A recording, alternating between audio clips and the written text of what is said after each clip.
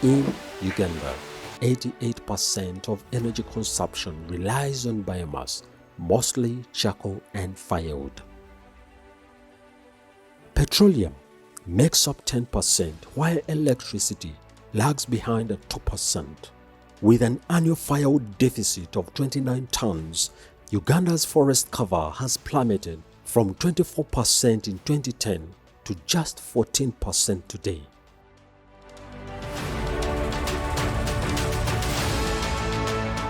The government is stepping up with a bold solution: clean energy powered by renewable fuel. The goal: slash biomass fuel consumption by 50%, according to the country's Vision 2040 launched in April 2013. Leading the charge are innovative cooking technologies like electric pressure cookers, ethanol, pellet stoves, briquettes, to mention but a few. My name is Ivan Pittman Musingo. Welcome to the Clean Energy series on the African Pin.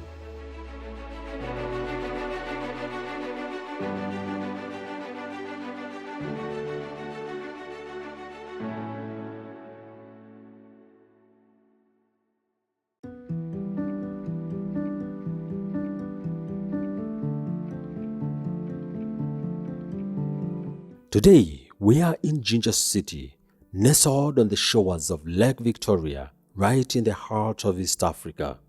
A city that unveils Africa's longest river to the world. A city home to 3 major hydro plants, including Owen Falls Dam, the first hydroelectric power station in East Africa.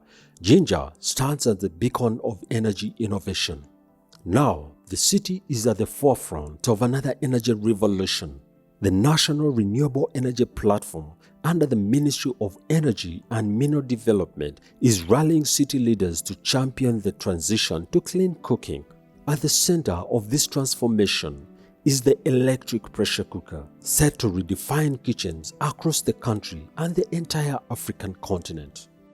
We spoke to key voices driving this shift to renewable energy.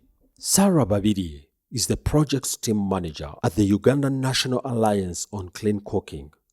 90% of all of us here are still using charcoal and firewood. That is what we call technically the solid biomass. Simply because we are not aware of the existing technologies that you can one time stop using charcoal and firewood and use other technologies. Research again has shown 23,000 people die every year. So we are losing lives of 64 people dying every day because of the indoor air pollution that they inhale in or they take in as they are trying to prepare breakfast, lunch, and supper for the family. So at the moment here, we are in Jinja. We have met various key stakeholders in the district, preach them the gospel of clean cooking, but also to interest them to be ambassadors of the technology with a special interest in cooking with electricity. So we are trying to remove wrong perceptions through these campaigns, through doing live hands-on demonstrations to the massive. Lazarus Okich, head of monitoring and evaluation at the National Renewable Energy Platform, broke down the impact of clean cooking initiatives on a national scale. The government also has put in place subsidies. You realize that technologies have different price ranges, which have all come down. Why? Because there has been a subsidy on clean cooking by the government with support from the World Bank. We've also had some capacity building programs. For example, when this equipment had just come, one of the fears was that what if the appliance gets spoiled? What is going to happen? So we've done some trainings as well for artisans and technicians on repair of this equipment. Some of the studies, the baseline study that we did last year, we collected data on the local electric technicians within the different parishes. Why we collected that data was so that we can interest them in partaking of this training. In that, you don't have to look for a specialized person. You're in Jinja, you're looking for a person coming all the way from Kampala. Ernest Nabihamba, Jinja City's Natural Resources Officer, shared insights on the city's renewable energy landscape.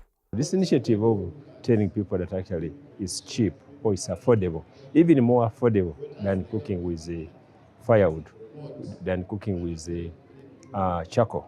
We thought that actually people are attached to this because of traditional reasons, but people are also looking at the cost. One person he asked whether he could cook millet using electric cooker. He said, I'm going to do it myself. He's a gentleman from Universal Apostles Church of Righteousness. He has mingled the millet, and the millet thoroughly got cooked, and it was very, very good. Better than even what somebody can make on a fireplace or charcoal. So what is happening that I said there is willingness, but now they are discussing the constraints. The cost of these electrical appliances, the ability to bring them in good quality. Because once something is used here, people bring in whatever quality. And you're aware that in Uganda we have two languages. We have original and we have duplicate. Then the other thing we are saying, we shall not be able to purchase these items in cash. Can we have a higher purchase system? So since the government is leading this, they are saying, okay, let us work with agents or institutions who can enable or who can make it possible for people to buy on higher purchase. So what is happening is that firewood is becoming very expensive and scarce. Charcoal has moved from 60,000 to 100,000 for the first time here in Jinja. And the firewood also is 1,000, just a few pieces, which may not be enough to make food for 5 people.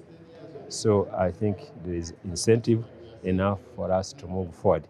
So what's been lacking is just awareness, and we have started on it. Jacqueline Namadi, a mother and a business development officer, gave us a first-hand look at how the electric pressure cooker is transforming her home. I have used an EPC for now close to 10 months, and it has been a very good experience.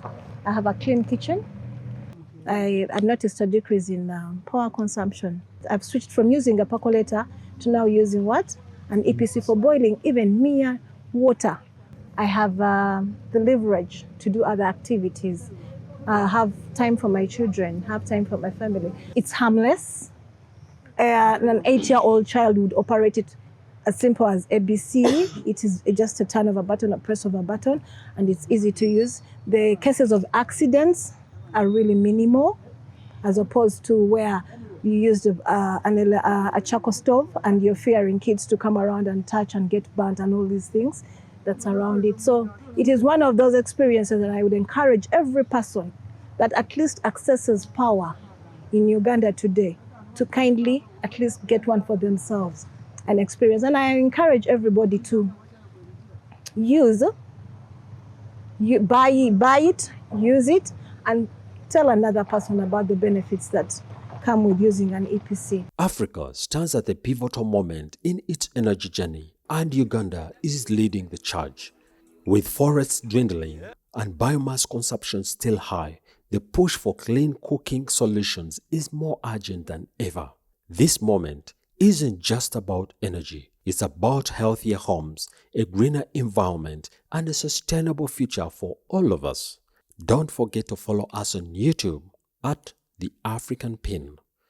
Until next time, stay tuned for more stories on the transformation happening on the African continent.